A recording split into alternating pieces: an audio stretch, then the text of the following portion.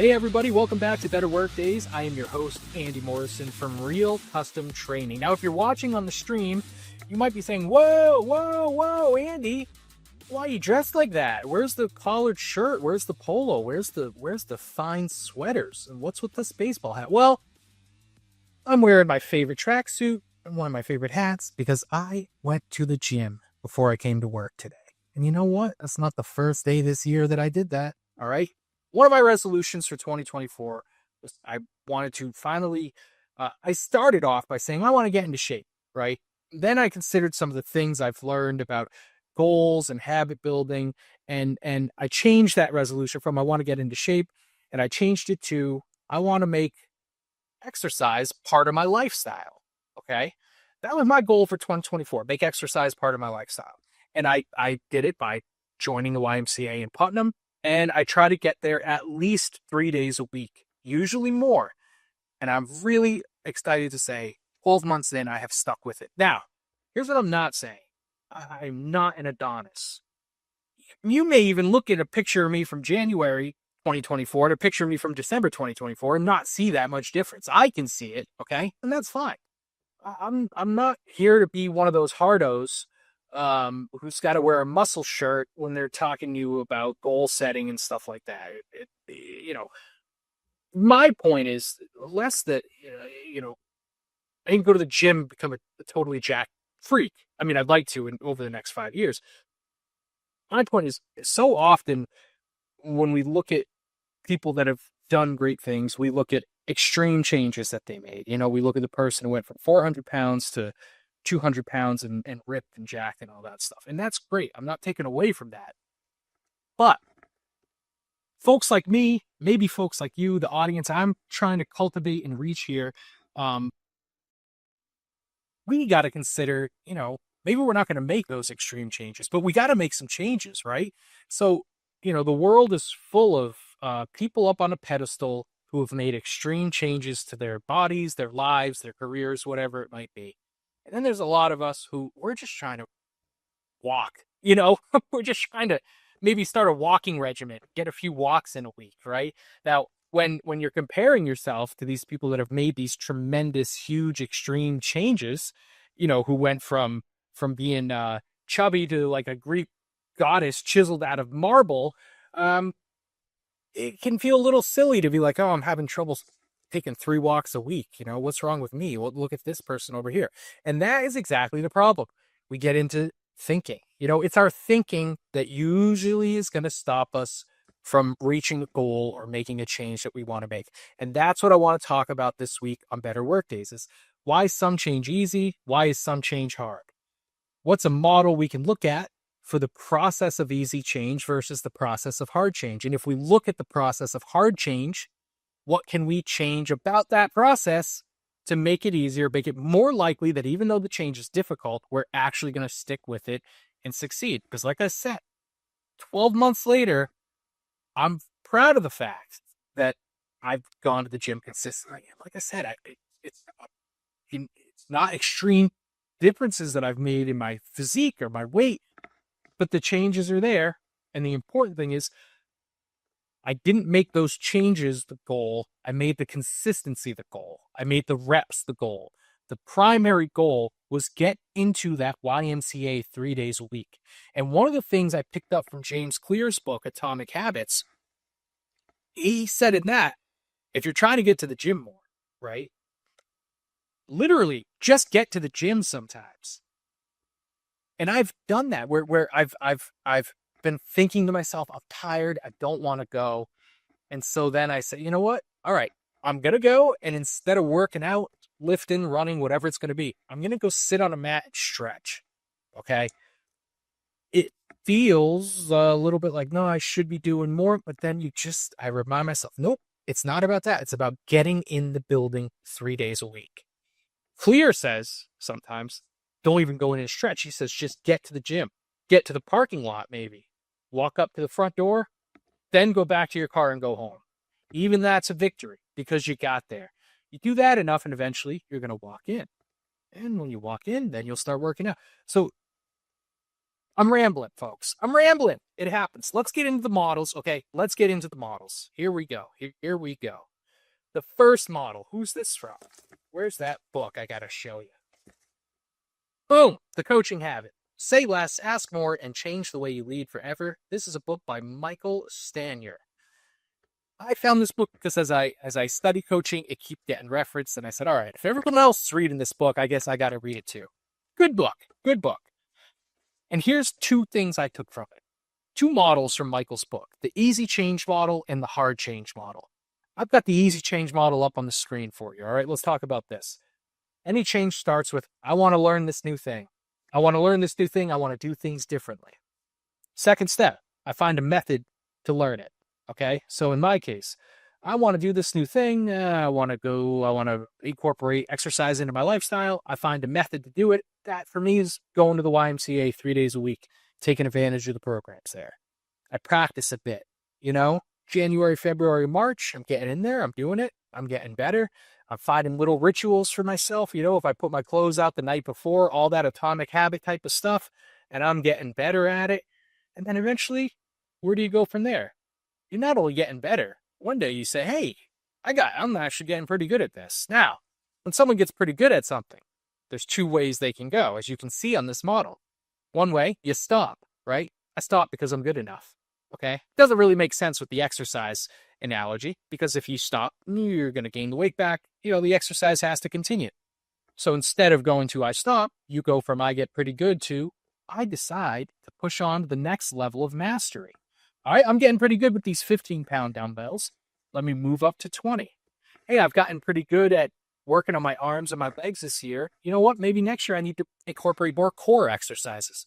Whatever it's going to be, you move on to the next level of mastery and you start that process over again. You practice a bit, you start getting better. Practice, get better, practice, get better.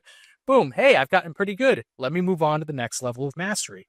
That's true for going to the gym. That's true for coaching your employees. That's true for time management. That's true for every competency that you ever want to develop. You're going to get better, and then you've got to decide to move on to a harder difficulty level, start the whole thing over and get better at that before moving up again. That's when it's easy, folks. If you're looking at this model and you're thinking, yeah, that's how it always goes for me when I want to make a change, then God bless you. Contact me. Come teach your ways to me.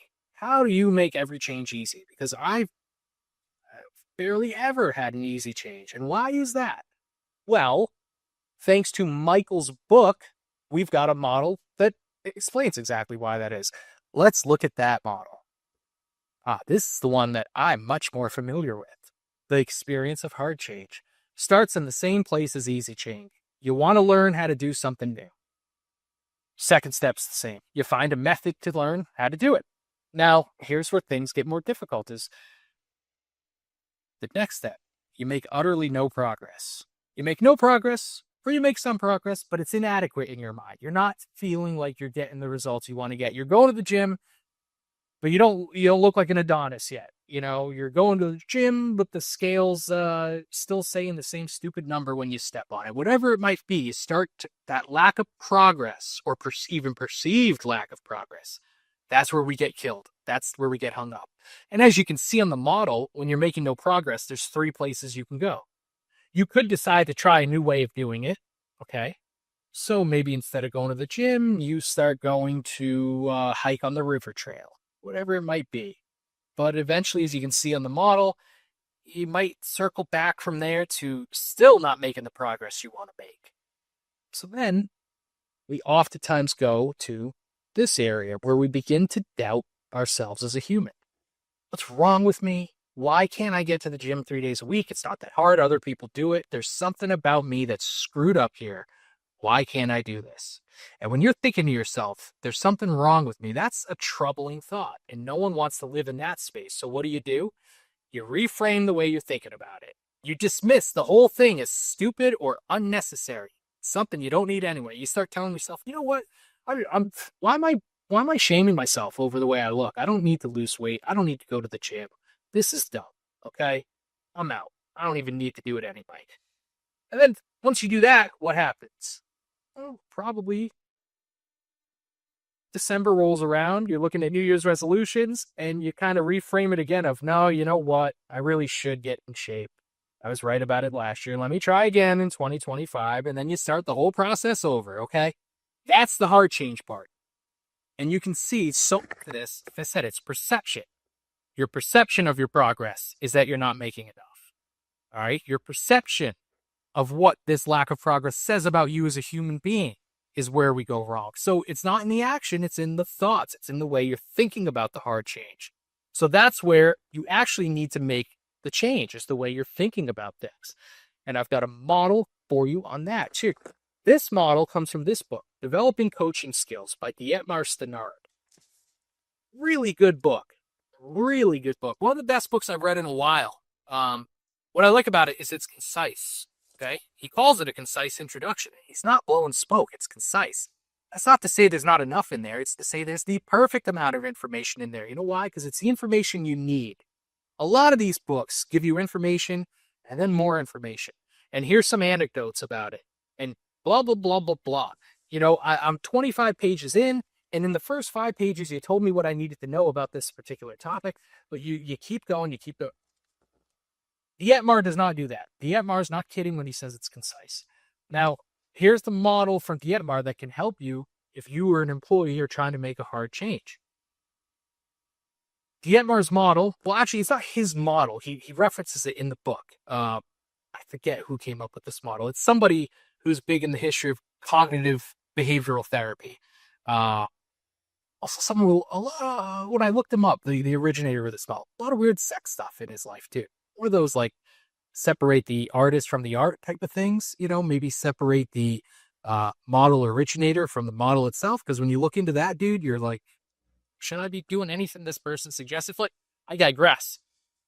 That could be a good future episode. It's the ABCDE model. Okay? A is for adversity. That's any difficult situation. So in this case, the difficult situation is making the change you want to make. And the difficult situation, more specifically, is not seeing the progress that you want to see. So let's say you step on the scale. The weight's not down to where you wanted it to be. That's the adversity. Then you move from A to where? You can guess. That's right, B. A to B. B is your belief about the adversity. So, some of us, when the scale's not reading the way we want it to read, we believe that that means we have failed, we are incapable of making the change that we want to make. And then you move to C. What are the consequences of that belief? Well, there's going to be emotional consequences. You're probably not going to feel too good about yourself. And there's behavioral consequences. In that case, it could mean you say, screw it. I'm not going to the gym anymore because I'm not even making the progress I want to make. All right? Bad consequences in either case. So, Dietmar, this model says, don't stop at C. All right? You got to go to D. You got to dispute. D is for dispute in this case. You got to dispute that belief. All right? That's why I love James Clear's notion that don't even so much worry about the weight, worry about the consistency of just getting to the gym, getting the reps in, building a consistent habit around the change you want to make, and the change will eventually follow. So when you dispute the belief, you can say, all right, maybe I didn't lose the weight that I wanted to lose, but does that necessarily mean I'm incapable of this? Let me see. If I stuck with this for 3 years, would I get these same results? Or would I perhaps be happier with the results 3 years from now? Maybe I'm checking in too soon. Maybe I need to worry less about the weight, the number on the scale, and worry more about, did I get to the gym every day this week? And once you start disputing the belief, basically reminding yourself that your feelings can be wrong, right? And that you can be wrong. I'm sure I'm alone in this. The notion I might be wrong is a difficult one to wrap my head around sometimes, right? But this model, disputing your own beliefs, requires you to be open to, yeah, I may feel this way. I may even feel very strongly about this certain thing, but let me dispute that belief. Is it necessarily accurate? And if you do that honestly, most of the time you're going to find, no. My belief was maybe a little extreme. It's not as dire as I thought. And that can lead to a more effective outlook of, all right, maybe the scale's not where I want it to be, but I'm going to stick with it because I know that eventually it's going to get there, you know? And you end up with a more effective outlook if you dispute that belief. How does this work in a professional context? Well, let's say you lose your biggest client and the belief about that adversity is, oh, I'm terrible at this, I'm destined to fail, and then there's consequences, emotional and behavioral. Dispute that belief. All right, I lost my biggest client, but I learned a few things from them. I learned how to keep the other clients I have, and that's going to help me out in the just you get it, right? Just dispute it. Argue with yourself about your beliefs, especially when that belief is keeping you from making the hard change that you want to make. Dispute it. Dispute it. Do not let it win. You got to dispute it and just be open to the fact that your beliefs could be wrong and your feelings might be inaccurate. A, B, C, D, E. Reframe your limiting beliefs, because it's those limiting beliefs that throw us off, that make change so difficult to make. So follow the ABCDE model. Keep the easy change and the hard change model in mind as you're pursuing your New Year's resolutions, as you're pursuing your goals in 2025. You're going to have a much better chance of success, and you're going to feel better along the way. All right, folks, that's it for Better Workdays this week. I will see you next week. As always, subscribe on YouTube. Tell your friends, tell your coworkers, tell your neighbors, tell everybody on planet Earth about Better Workdays. Get them to listen, get them to subscribe. I'll see you next time.